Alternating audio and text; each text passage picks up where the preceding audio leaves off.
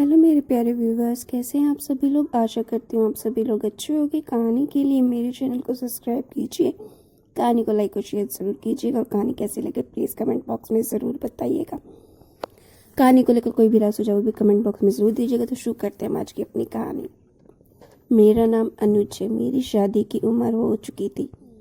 जब मुझे लड़की की फ़ोटो दिखाई गई तो मैं बहुत ही ज़्यादा खुश हुआ।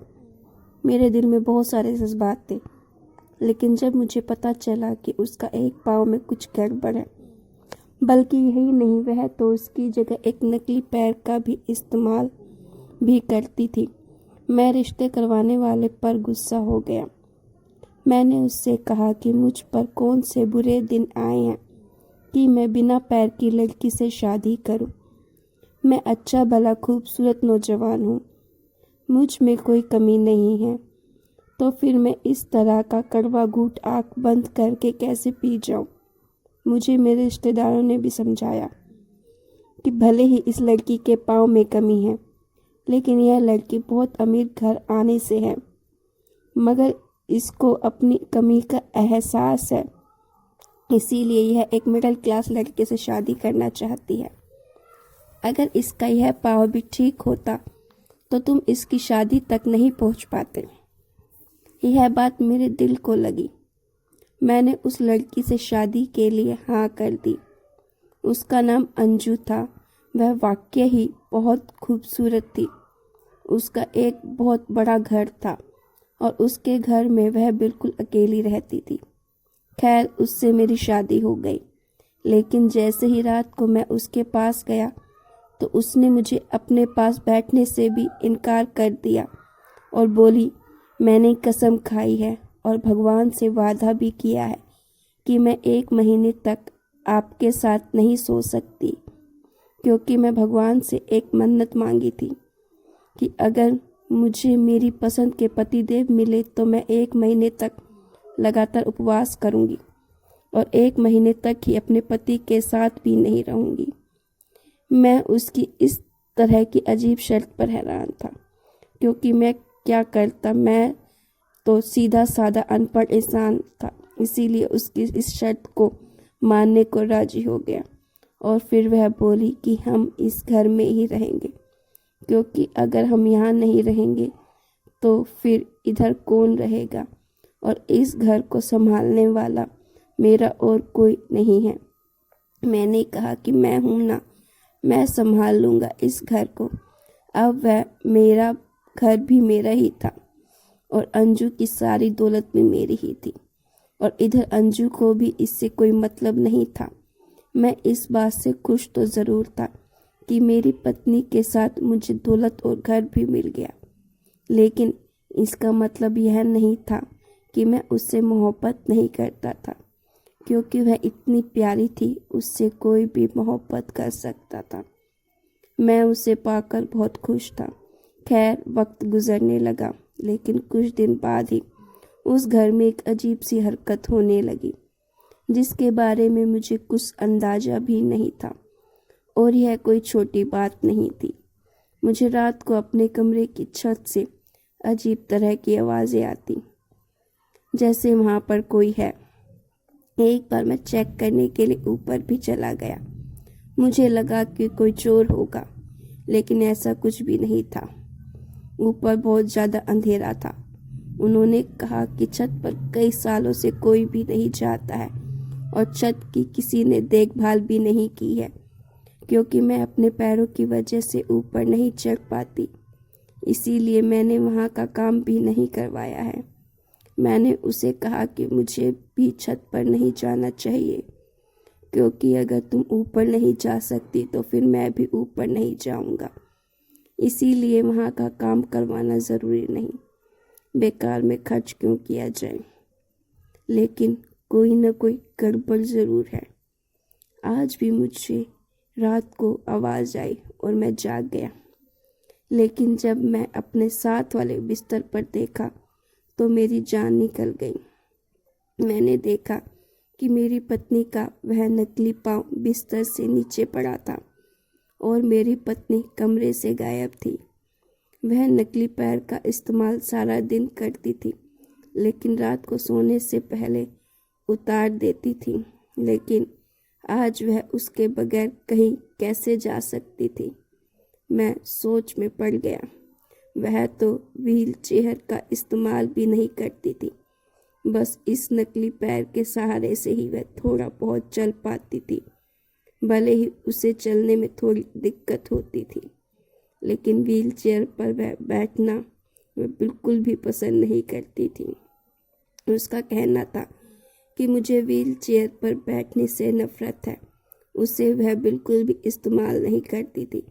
लेकिन यह क्या, नकली पैर तो उसका यही पड़ा था, तो ऐसे में वह कहाँ जा सकती थी।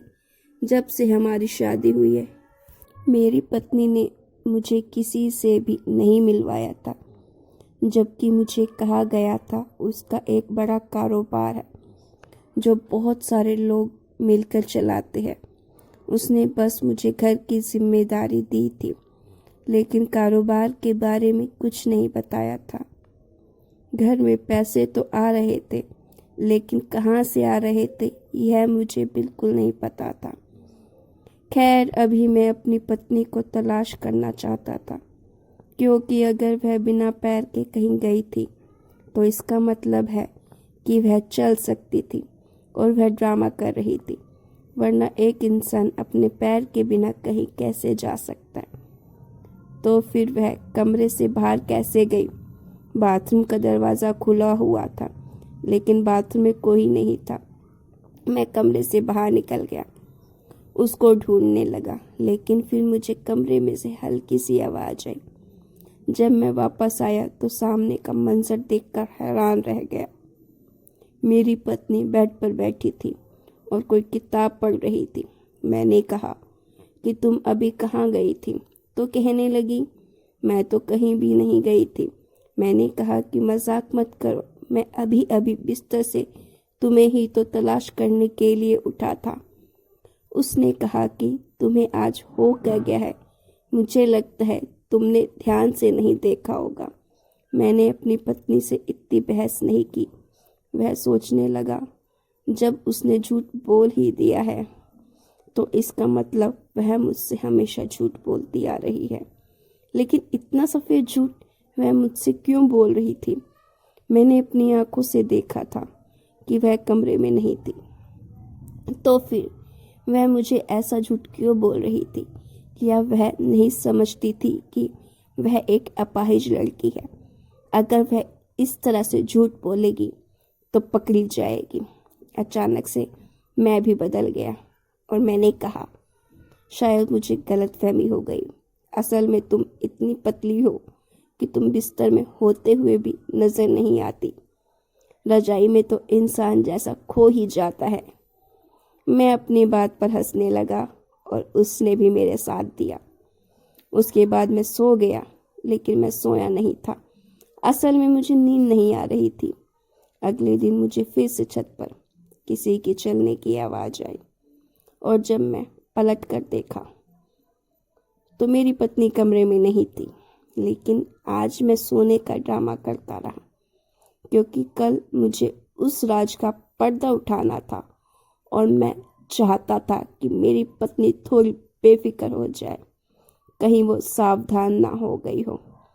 क्योंकि अगर वह इतना बड़ा खेल खेल रही थी तो इसका मतलब है कि वह आम इंसान नहीं थी, वह बहुत चालाक औरत थी। आज भी छत से आवाज आई और मैं फिर से पलट कर देखा तो वह आज भी बिस्तर पर नहीं थी।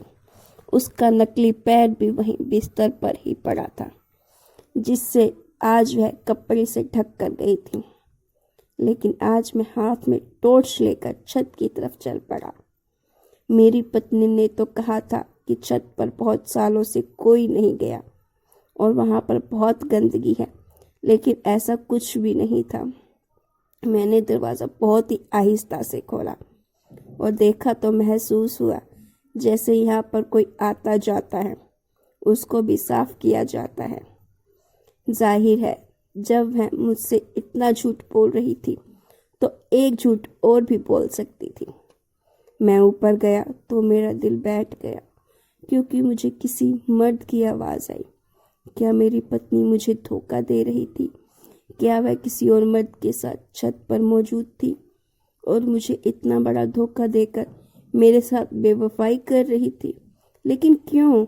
मैंने तो उसमें कोई कमी होने के बावजूद भी उससे शादी की। इसमें मेरी क्या गलती थी? मैं ऊपर गया तो सब कुछ बिल्कुल साफ था और लाइट भी ऑन थी। ऊपर एक कमरा भी बनाया गया था। मेरा दिल बहुत जोर जोर से धड़क रहा था। मैं ऐसा मंजर नहीं देखना चाहता था जिसको मैं कभी भी भूल ना सकूं। लेकिन मैंने जैसे ही दरवाज़ा खटखटाया तो सामने के ऐसा ही मंजर मेरा इंतज़ार कर रहा था। उस कमरे में एक आदमी बैठा था जो कंप्यूटर पर काम कर रहा था और मेरी पत्नी उसके पास बैठी थी। मेरी पत्नी का पैर सही सलामत था। उसका पैर बिल्कुल ठीक था। वह दोनों मुझे देखकर हैरान हो गए और मैं वहां से वापस जाने लगा। मेरी पत्नी भागते हुए मेरे पीछे आई। उसको चलता हुआ देखकर मैं रुक गया तो मैंने कहा कि तुमने मेरे साथ इतना बड़ा खेल खेला। तो वो कहने लगी कि असल में मैं एक ऐसा काम करती हूँ जिसके बारे में मैं किसी को कुछ नहीं बता सकती थी। लेकिन वह काम मेरे देश के लिए बिल्कुल भी बुरा नहीं है और ना ही यहाँ के रहने वालों के लिए बुरा है। लेकिन हम यह बातें किसी को बता नहीं सकते। मैं जानबूझकर पैर पर एक ना होने का ड्रामा किया हुआ है क्योंकि ऐसे काम में शक होने का खतरा था। किसी को मुझसे शादी करने की इजाज़त नहीं थी। मैंने कॉन्ट्रैक्ट साइन किया हुआ था, लेकिन अपने दिल के हाथों मजबूर होकर अपनी ख्वाहिशों को पूरा करने के लिए मैंने तुमसे शादी कर ली और मैं तुम्हें भी इस रात से दूर रखना चाहती थी क्योंकि यह काम बहुत ही खतरनाक है और अगर लोगों को यह पता चल गया कि मेरी कोई कमज़ोरी है तो वह मेरी कमज़ोरी का फ़ायदा उठाएंगे। इसके बाद मुझे मेरी पत्नी ने सारी बातें समझा दी और सच में मुझे अपनी पत्नी पर भरोसा था। उसका झूठ बोलना उसकी मजबूरी थी क्योंकि वह गवर्नमेंट जासूस थी। लेकिन जब मैं उसको उसके कदमों पर खड़ा देखा तो मुझे बहुत खुशी हुई। मैंने कहा कि तुम एक तो कोई भी कमी नहीं है, लेकिन तुमने मुझे यह सब इतने दिनों तक कैसे छुपा रखा? उसने कहा कि हमें भेष बदलना सिखाया जाता है और जगह जगह जाकर क्रिमिनल पर घात लगाना सिखाया जाता है और मैं तुम्हें देखते ही समझ गई थी कि तुम एक सीधे साधे इंसान हो। अगर मैं तुम्हें बेवकूफ़ नहीं बना सकी तो फिर क्रिमिनल को कैसे बेवकूफ़ बना लूँगी? मैं उसकी इस बात पर हंसने लगा और मैंने कहा कि इस बेवकूफ़ को कहीं छोड़ तो नहीं दोगी? तो वो कहती है कि नहीं, मैं आपको नहीं छोड़ूंगी। मैं आपसे बहुत प्यार करती हूँ, लेकिन हमारी ज़िंदगी एक आम लोगों की तरह नहीं है। आप घर को संभालिए, मैं देश को संभालूंगी। मुझे अपनी पत्नी की बातों को सुनकर उस पर गर्व होने लगा। तो गाइस, स्टोरी अच्छी लगी तो प्लीज़ लाइक कीजिएगा और ऐसी स्टोरीज के लिए मेरे चैनल को सब्सक्राइब कीजिए।